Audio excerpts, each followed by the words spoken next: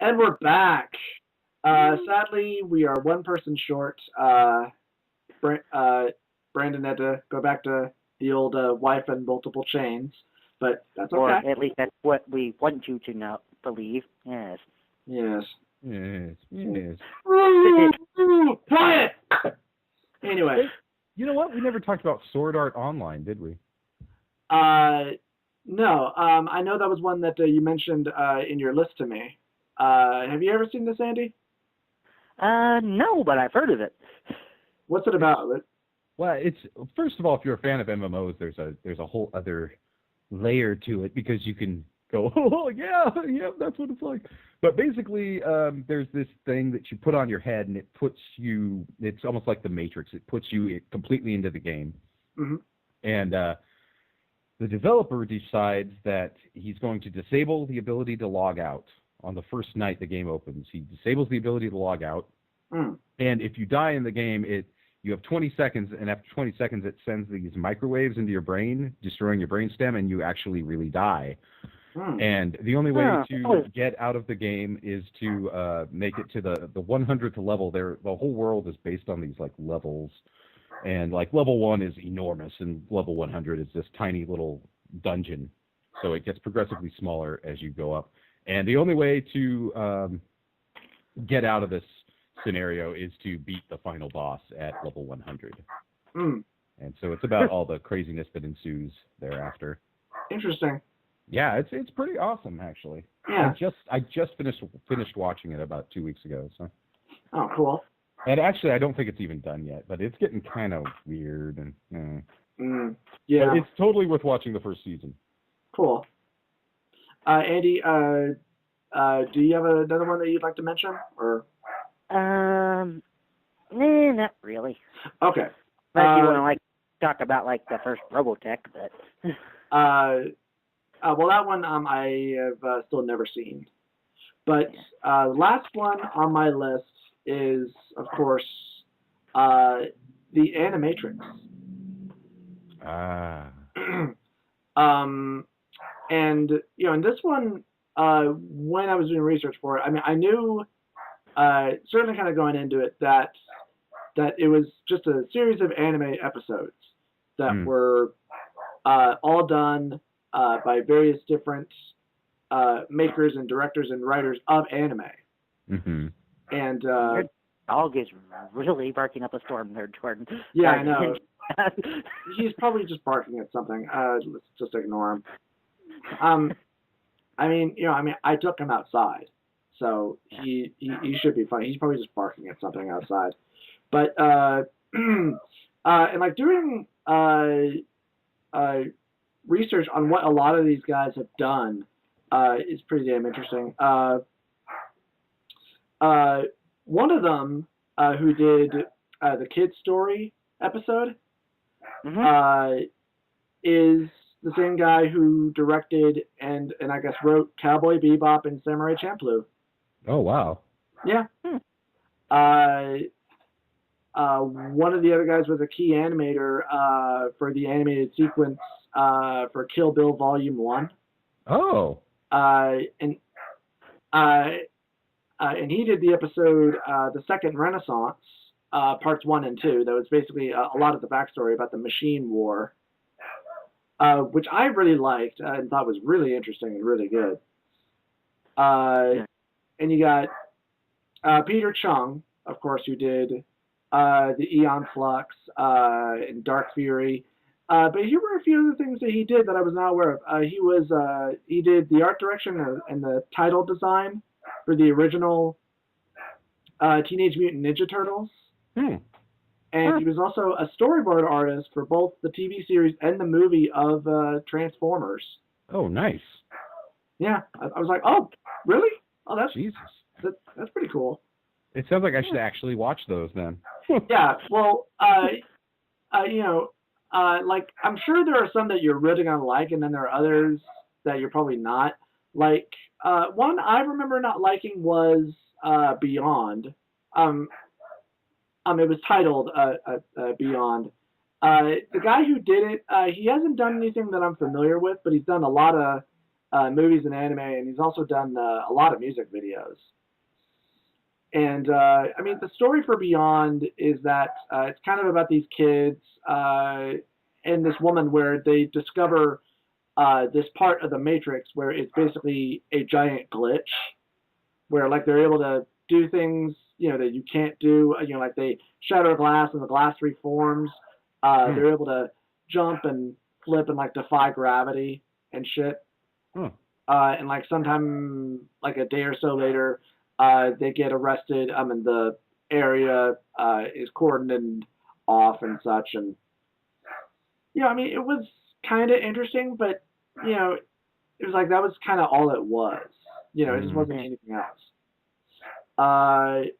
Kid's story I thought was really good because it felt like a blend, a blend of both anime and then kind of real life. Because like there were certainly a lot of scenes where it felt like they took like real areas and they kind of combined them together with a lot of the animation.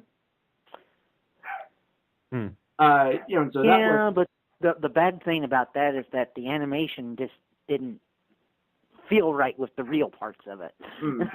Well, because I was actually at least to me it didn't. Yeah. Well, to me, the animation I felt perfectly fine to me. But yeah,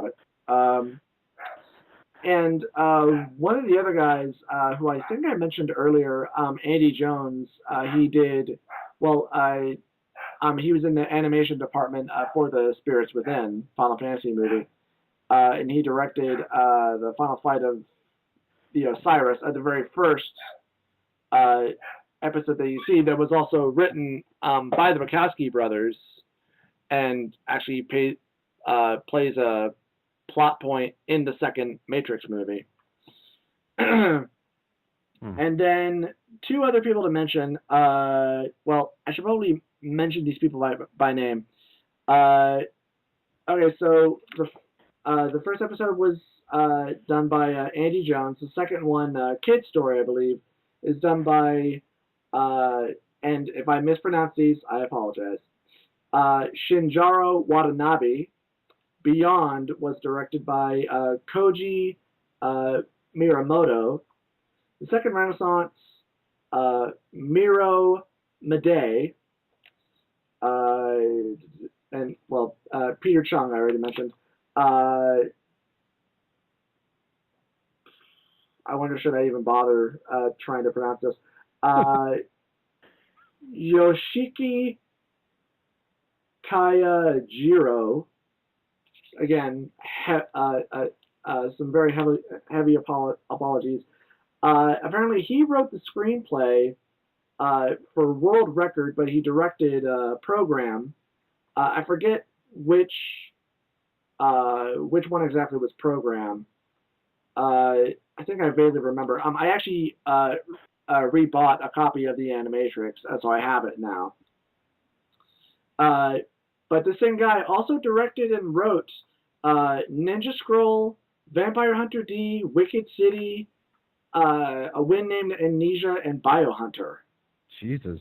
So, and like I've seen all of these, though A Wind Named Amnesia is not a very good movie.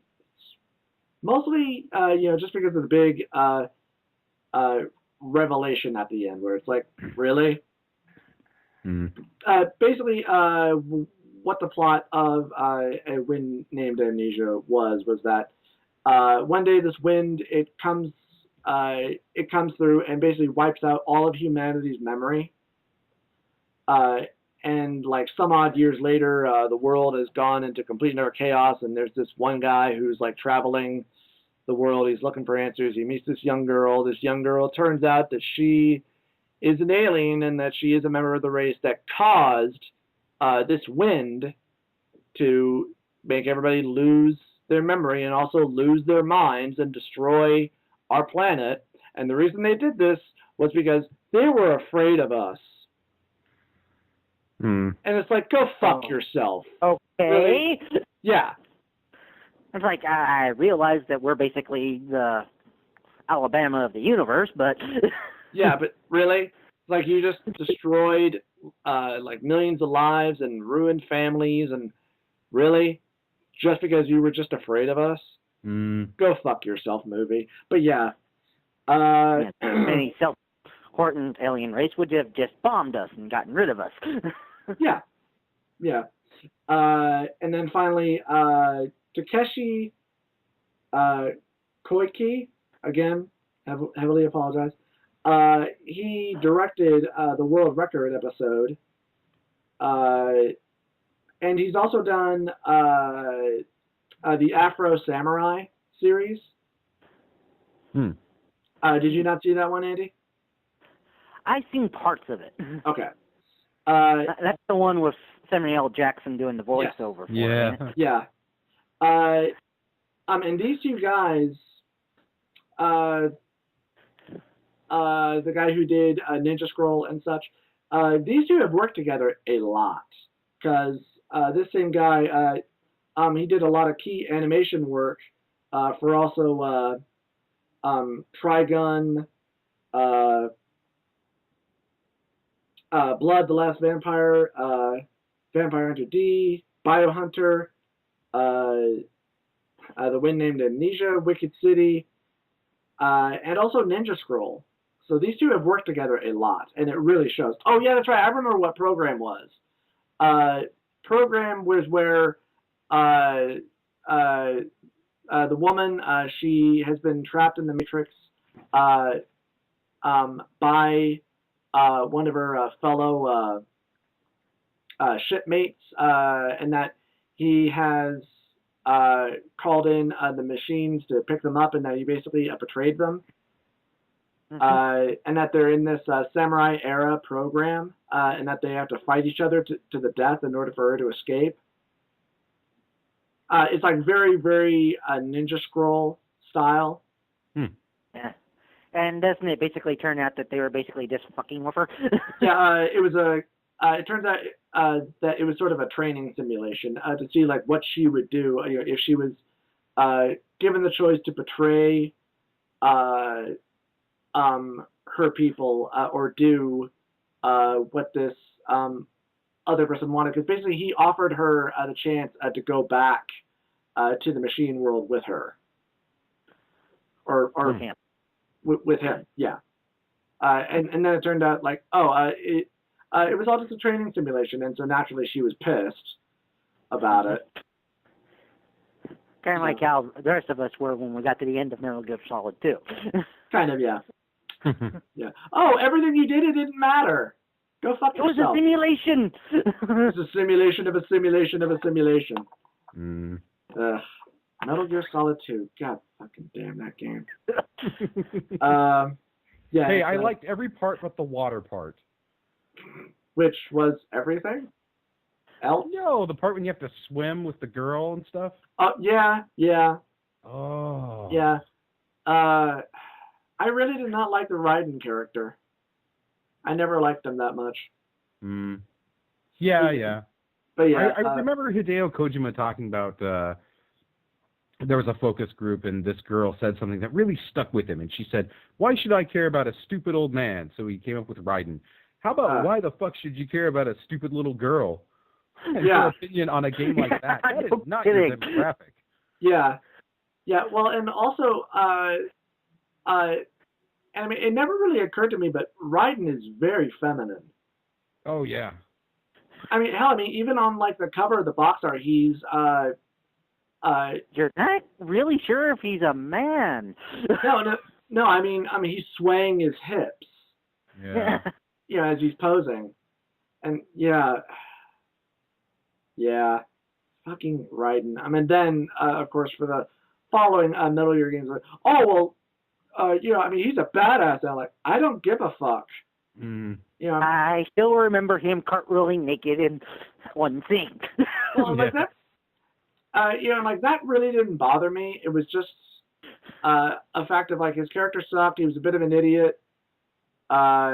And well, more or less it was due to the fact that he wasn't Snake. Yeah.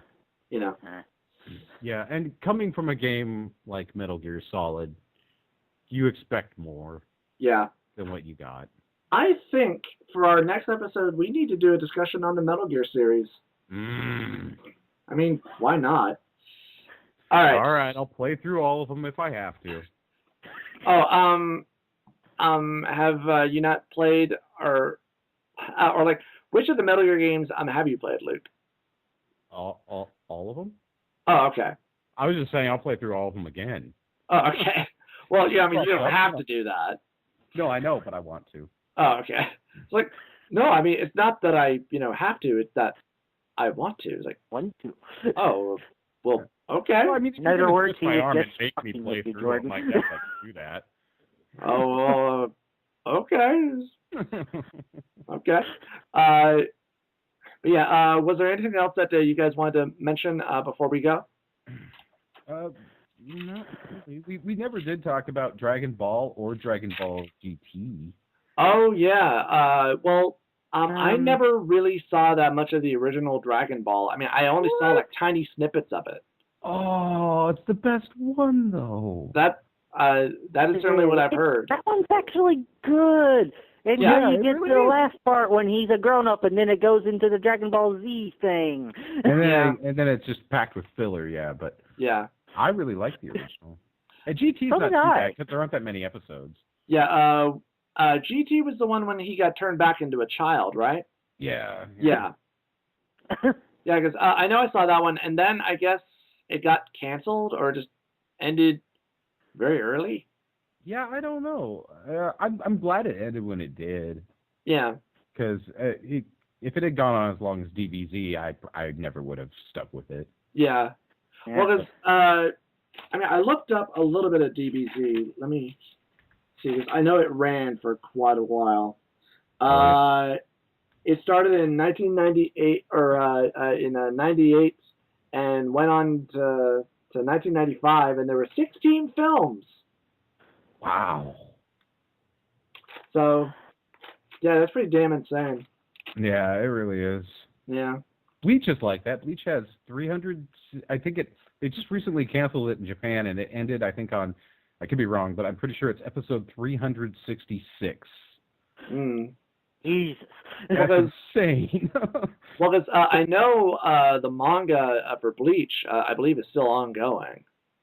Oh, the manga, yeah, probably. Yeah. But they canceled the actual TV show. I guess it wasn't getting the greatest review or the greatest ratings anymore. So. Okay. Well, I mean, when you keep on dragging shit, Yeah. people are gonna get annoyed, and you're gonna make all these bullshit seasons with all this padding and yeah, that'll really hurt it too. Yeah, I'll say. All right, well, I think this episode is pretty much run and done and in the can. In the can. Oh yeah. Yeah. Spam in a can.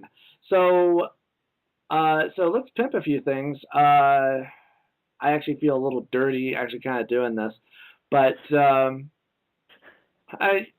mean, self-promotion bullshit, blah blah blah blah blah.